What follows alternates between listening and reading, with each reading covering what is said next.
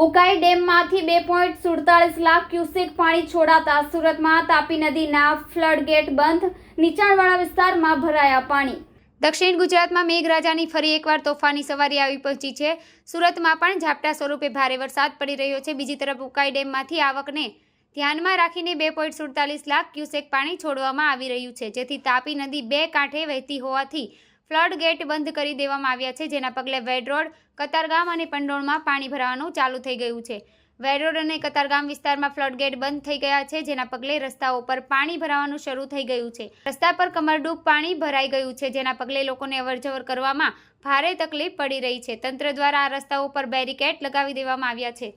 ભારે વરસાદના પગલે રસ્તા પરથી પસાર થતા વાહન ચાલકોને હાલાકીનો સામનો કરવો પડી રહ્યો છે। પાણી ભરેલા રસ્તા પરથી પસાર થતી કાર બંધ પડી ગઈ હતી, જેથી પાણીમાં કાર ફસાઈ ગઈ હતી, જેથી કારને ધક્કો મારવાની ફરજ પડી હતી। બીજી તરફ પાણી હટાવવા માટે પાલિકા દ્વારા પંપ પણ મૂકવામાં આવ્યા છે।